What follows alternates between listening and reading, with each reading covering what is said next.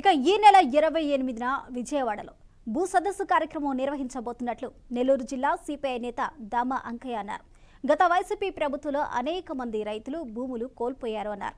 భూములను కోల్పోయిన రైతులకు న్యాయం చేసేందుకు ఈ కార్యక్రమం చేపట్టబోతున్నట్లు వెల్లడించారు. కావలి నియోజకవర్గంలో భూములు కోల్పోయిన రైతులు అందరూ ఈ సదస్సుకు హాజరు కావాలని ఆయన పిలుపునిచ్చారు. ప్రభుత్వ కాలంలో రాజకీయ నాయకులు, వైఎస్ఆర్ నాయకులంతా రాష్ట్ర వ్యాప్తంగా అనేక మంది పేదల భూముల్ని ఆక్రమించుకొని భయభ్రాంతులు చేస్తున్నారు. అందులో భాగంగా చిత్తూరు జిల్లాలో పెద్దిరెడ్డి నాయకత్వాన్ని జరిగిన వేలాది ఎకరాలు ఉంది.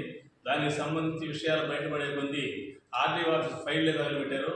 అలాగే ఇంకో చోట అగ్రిగోల్డ్ బాధితుల భూములకు సంబంధించి బయటకు వచ్చేటప్పటికి వాటిని కూడా తగలబెడుతున్నారు.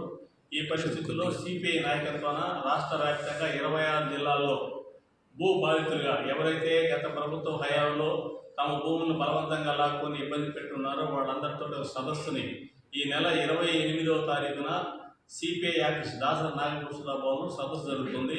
ఈ సదస్సులో పై సమస్యలు చర్చించి రాష్ట్ర ప్రభుత్వం దృష్టికి తీసుకెళ్లి వాళ్ళకి ఎవరైతే నిజమైన హక్కుదారులుగా ఉంటారో వాళ్ళకి జరిగిన అన్యాయాన్ని వివరించి తిరిగి వాళ్ళకి ఆ పొలం వచ్చేటట్టుగా చూడడానికి కమ్యూనిస్ట్ పార్టీ ప్రయత్నం చేస్తుంది.